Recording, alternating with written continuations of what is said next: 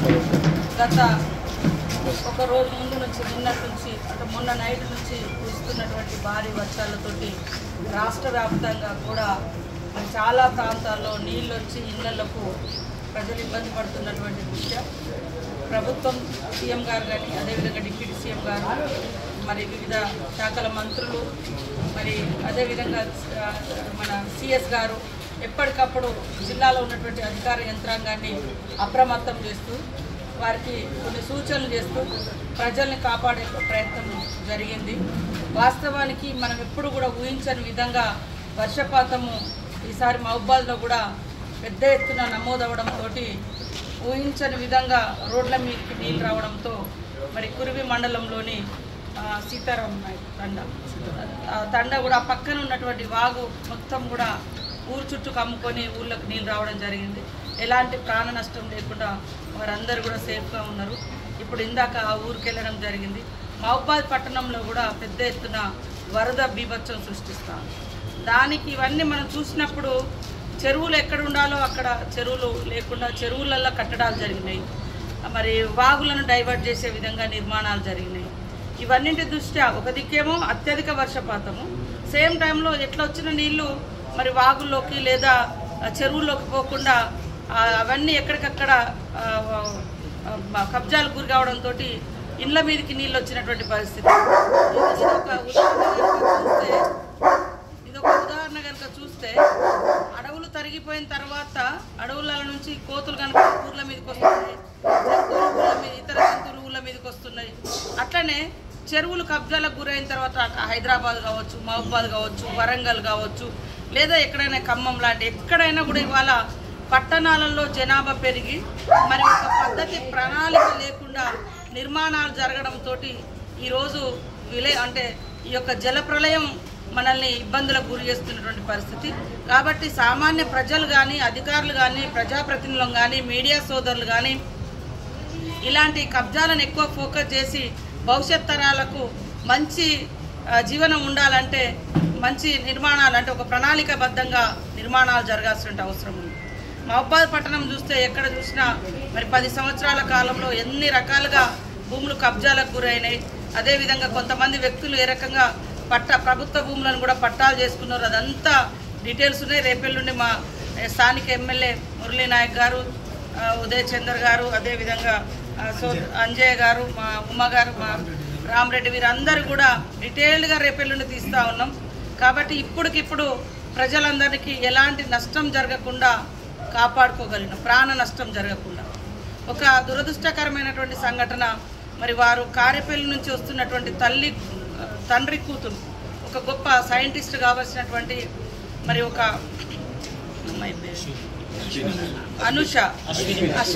అశ్విని వారి ఫాదరు మోతీలాల్ గారు, అశ్విని మోతీలాల్ గారు మరి ఉదయం 4-5 గంటల మధ్య ఎయిర్పోర్ట్కి వెళ్ళాలి. అదేవిధంగా ఆమె ఒక ప్రజెంటేషన్ ఉంది వేరే రాష్ట్రంలో, దానికి అందుకోవాలనేటువంటి ఉద్దేశంతో పాపం ఆ వరద చూడకుండా అందులోకి వెళ్ళడం జరిగింది.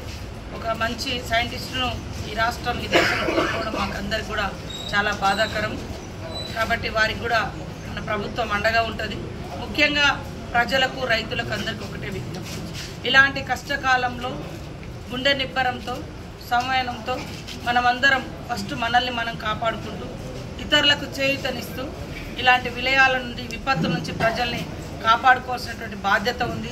ఇటు అధికార యంత్రాంగం కూడా ఎక్కడికక్కడ పోలీస్ కానీ, కలెక్టర్స్ కానీ, ఇతర కింది స్థాయి ఎంపీడీఓలు, ఎంఆర్ఓలు, ఎస్ఐలు, సిఐలు, సెక్రటరీలు అందరూ కూడా వాస్తవానికి మొన్నటి నుంచి ఇదే పనిలో ఉన్నారు.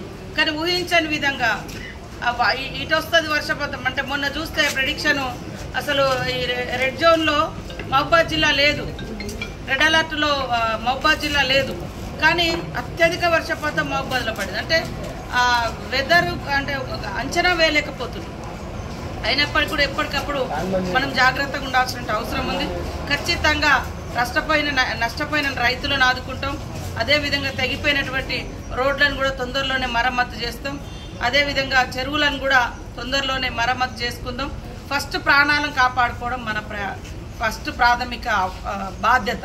కాబట్టి అందరు మీడియా కానీ, స్వచ్ఛంద సంస్థలు కానీ, వ్యక్తులు కానీ, వ్యవస్థలు కానీ ఇప్పుడున్నటువంటి పరిస్థితుల్లో ఒకరి మీద ఒకరు రాయేసుకోవడం కాకుండా ఫస్ట్ ప్రజల్ని కాపాడడం కోసం, అదేవిధంగా ఆ గ్రామాలను కాపాడడం కోసం మనకు చేతనైన పద్ధతిలో మనము ముందుకొచ్చి పనిచేయాల్సిన అవసరం ఉందని తెలియజేస్తూ రాత్రి మేము రావడం జరిగింది. వాస్తవానికి నిన్న పొద్దునంతా కూడా మీకు అందరూ తెలుసు, ఎప్పుడు వరదలు వచ్చినా మా ములుగు అనేది అతలాకుతలమైనటువంటి పరిస్థితి. దాంతో మేము గత 2 నెలల నుంచి కూడా ఎప్పటికప్పుడు అలర్ట్ చేసి మండలాల వారీగా టీమ్స్ ఏర్పాటు చేసుకొని ఏ రోజు వర్షం పడ్డా ఆ ఊర్లలో అధికారులను రాత్రి నైట్ అంటే పెడతా ఉన్నాం.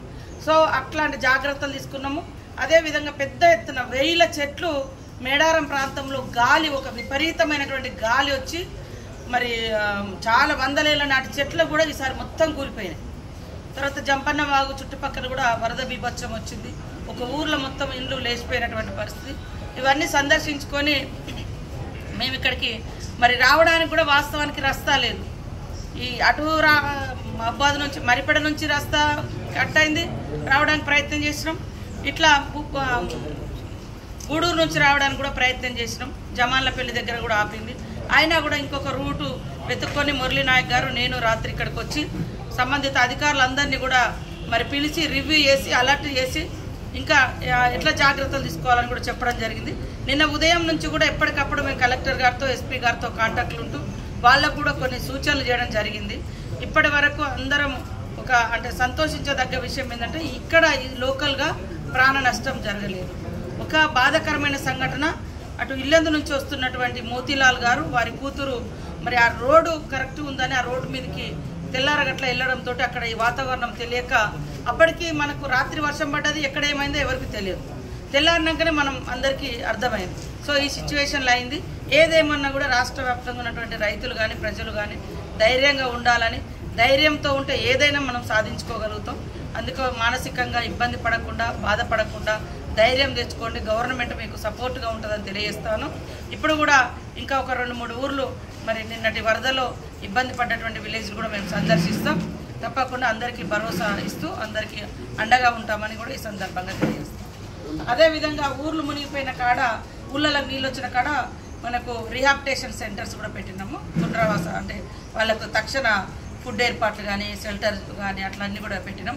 వాళ్ళని కొంచెం ఇదంతా వాతావరణం మంచిగా అయిన తర్వాత ఇళ్లలో పంపించి వాళ్ళు మళ్ళీ తడిసిపోయిన ఇవన్నీ ఉన్నాయి కాబట్టి వాళ్ళకు కొంత రైస్ కానీ ఇతరత్ర నిత్యావసర వస్తువులు కానీ వాళ్ళ మెయింటెనెన్స్ కోసము ఇవన్నీ కూడా గవర్నమెంట్ నుంచి అందించడం జరుగుతుందని తెలియజేస్తాం.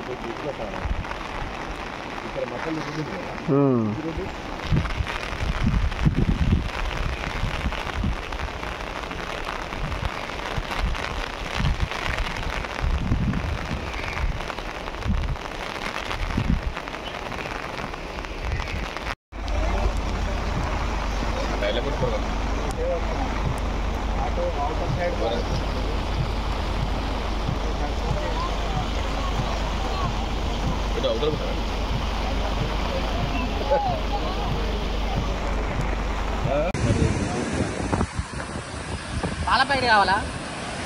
పాయలు ఇస్తా మళ్ళీ పాటిస్తులు ఇస్తాం.